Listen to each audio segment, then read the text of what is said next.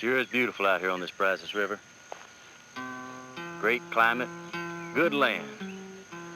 Good for raising cattle or farming or just good living. Oh, your family sure has been here a long time. You must really know this land.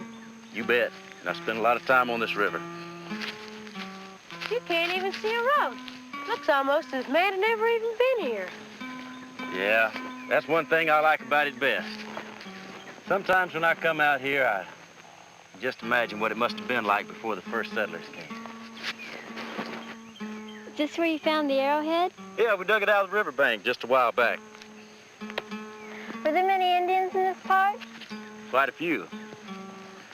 There were the Karankawas along the coast, along the Gulf of Mexico. They came up here sometime. And then the Tonkawas, they lived around here. They were the ones that raided the settlers when they first came. You mean the Spanish settlers? Weren't they here first? No, not around here, Spain was the first one to claim Texas, all right, but this area along the Brazos River was first settled by a man from the United States named Austin, Stephen F. Austin.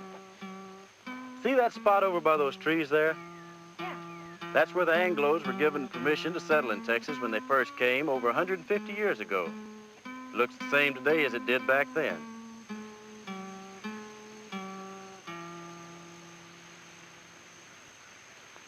It narrows a little here, Andrew. The current's not too strong. If we work fast, I can build a landing here before the others start coming in. Well, those wagons will be slowed by the rains that we came through.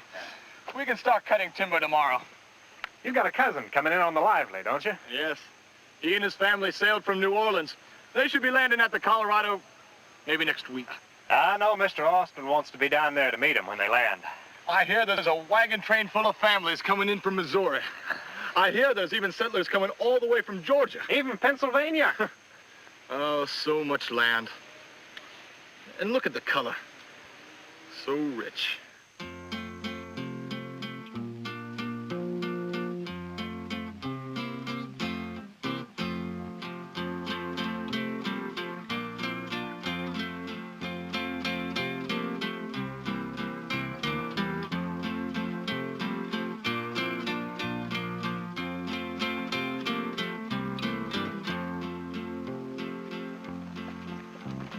Andrew Robinson was the first of Austin's colonists to arrive at that spot, where the old Bahia Road meets the Brazos River. He built the first ferry crossing, took all the folks that came after him with their wagons and their horses and their families across the river to settle Texas. Well, how come they came? Well, see, Austin promised them land, lots of land, good land, cheap land. It was land that would be their new beginning. You mean Stephen F. Austin owned this land? No. I've read all about Stephen F. Austin. Austin's what the Spanish called an impresario. An emperor what? An impresario. What's an impresario? An impresario is just a land contractor, someone who made a contract with the Spanish government to bring people in to settle the land. See, the Spanish had been in Texas for almost 300 years at that time. They came to Christianize the Indians. They had a governor over in San Antonio. San Fernando de Bejar, they called it then. The other major settlements were around Nacogdoches and Goliad. You see what Texas is like today, but back in, 1819, 1820, this whole area, most of Texas, from the Red River and the Sabine all the way to the Rio Grande, was empty wilderness. And I mean wilderness. But this allowed room for lots more people to come in, but they had their problems. For one thing, the Indians were always trying to drive them out. But after all, it was Indian land. And up in East Texas, there were some American frontier types coming in and giving the Spanish trouble. There's a big dispute about where the U.S. ended and where Texas began. Finally, in, 1819, I think it was, the Spanish made a treaty with the United States. They said the U.S. boundary stopped right at the Sabine River. But even that didn't settle the argument, because then they couldn't agree which river was the Sabine River. So what did they do? Well, Spain knew if it was going to hold on to Texas and keep the Indians back, it'd have to bring in new settlers to populate the country. Oh, so that's when Stephen F. Austin came. Well, not yet.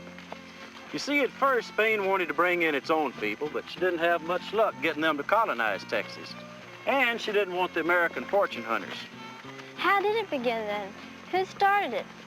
Well, let's just begin right at the beginning.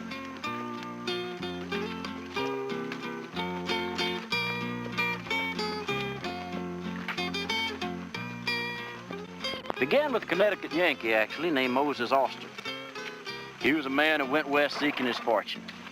He ended up in Missouri before 1800, when Spain still owned it. Moses did well in Missouri, and he found his fortune, and then he lost it.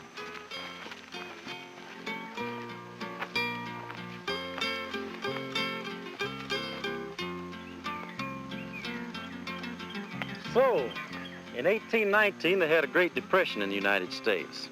It caused a great panic. All the banks closed. A lot of people lost everything. Well, Moses Austin lost everything, too. But he was a man of courage and great vision. He was determined to start again, and Austin figured that Spain was getting ready to grant land in Texas at a fraction of what it cost in the United States. So he looked to Texas for his new beginning. Late in 1820, Moses Austin rode into San Antonio, but he didn't expect the reception that he received. Senor Austin, we have had trouble enough with the North Americans in the recent rebellion against the Spanish. You can understand why my government has no interest in bringing more Anglos into Texas. Because of this, leave Becher, please, and be gone before sundown.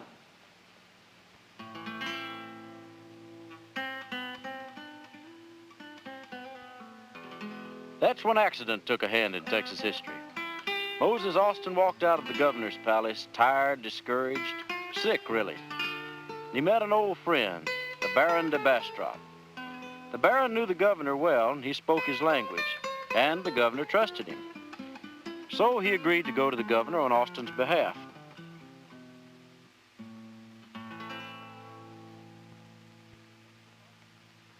Mr. Austin's petition is a reasonable one, sir. The Indians will continue to be a menace unless you can bring in settlers to be a buffer against them. Mr. Austin is responsible, once a Spanish citizen. I have known him for many years. The Baron has explained my petition to bring in only colonists of high character, industrious people, tradesmen, and farmers who will be well recommended, and I will personally be responsible for their conduct. There's so much valuable land lying unused. Surely the government might reconsider if they knew Mr. Austin's serious intention. Baron de Bastrop, I can tell you only this. On your recommendation, I will present Mr. Austin's petition. We will have to wait and see what my government's response may be. So, with the Baron's help and Governor Martinez's recommendation, Moses Austin got his grant. He was about to become an impresario with the responsibility of bringing 300 settlers into the Texas wilderness. But once again, accident stepped into Texas history. During his 800-mile ride back to Missouri, Moses Austin met bitter cold weather, Indian attacks, near starvation. He arrived home only to die of pneumonia.